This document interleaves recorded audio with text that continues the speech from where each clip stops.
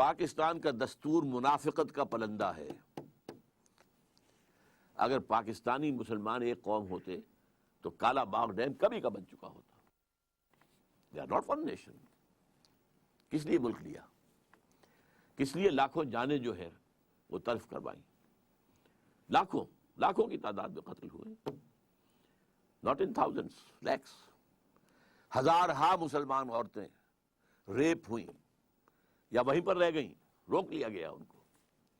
اور mid 50s جو تھی 1950s کے درمیان میں انڈیا کا اور پاکستان کا ایک معاہدہ ہو گیا تھا کہ یہ جو ایبڈکٹڈ ویمن ہیں، جو انڈین پنجاب کے اندر مسلمان ہیں اور جو پاکستانی پنجاب ہے اس میں ہندو اور سکھ ہیں، ان کی بازیابی کی جائے اور انہیں واپس کروایا جائے، مسلمانوں کو لایا جائے ویسٹ پنجاب، اور جو ہندو اور سکھ عورتیں ادھر رہ گئی ہیں یا رکھ لی گئی ہیں انہیں وہاں پہ بھیجا جائے.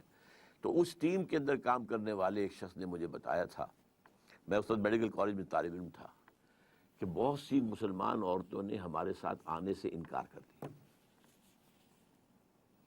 اور کیسی عمدہ باتیں انہوں نے کہی ہیں. انہوں نے نمبر ایک تو یہ کہا، اب آئے ہو ہمیں لینے کے لیے، جبکہ یہاں ہمارے 2 3 بچے ہو چکے ہیں. عورت کے لیے تو بچہ اس کی جان ہے.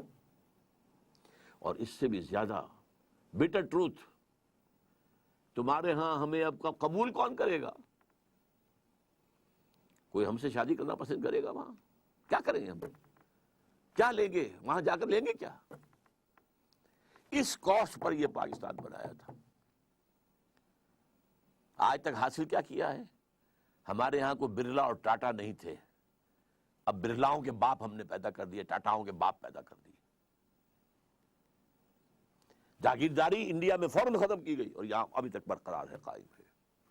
کچھ لوگوں کا کہنا یہ ہے کہ جاگیرداروں نے پاکستان بنوایا، اسلام کے نام پر زمینداری، ایبسنٹی لینڈ لارڈزم، اور یہ سارا جو ہے مزارعت اور یہ غیر حاضر زمینداری، یہ سارا نظام جو ہے اسلام کے نام پر چل رہا ہے.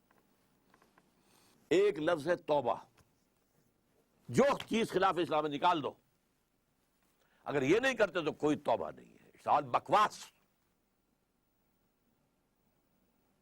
آپ توبہ کی تسبیحیں پڑھتے رہیے، استغفر اللہ ربی من کل ذنب واتوب الیہ، لیکن جو خباثت کاروبار میں ہے وہ جاری رہے گی.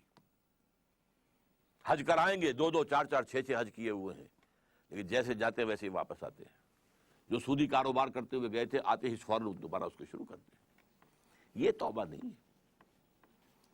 توبہ یہ ہے کہ اپنی ذات، اپنے گھر پہ تو آگے اختیار ہے نا، اگر نہیں تو ڈوب مرو. اگر اپنے گھر پر بھی اجی عورتیں نہیں مانتی ہیں تو تم مر جاؤ. حضور کے الفاظ دہرا رہا ہوں یہ، کہ جب تمہارے معاملات تمہاری عورتوں کے حوالے ہو جائیں گے، بطن الارض خیر لکم من ظہرہا، تو زمین کا پیٹ تمہارے لیے بہتر ہوگا کہ تم دفن ہو جاؤ اس میں، اس کی پیٹھ کی بجائے کہ پیٹھ کے اوپر چلو پھرو، اس کی بجائے زمین کے پیٹ میں دفن ہو جانا بہتر ہوگا. اپنی ذات پر، اپنی معاشرت پر، اپنی معیشت پر. پاکستان میں تو ابھی تک کوئی اتا ترک پیدا نہیں ہوا جس نے برقع جو ہے زبردستی اتروایا ہو. جنہوں نے اتارا خود اتارا بھائی. 4 پیسے ہو گئے تو اب عورت کا پردہ ختم ہو گیا.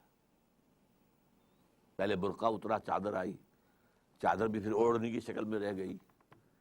اب جو ہے قمیضیں بھی جو ہے ٹائٹ. اب تو جو کچھ ہے میں اس میں کیا بیان کروں آپ سے. کیا اس لیے پاکستان بنایا تھا؟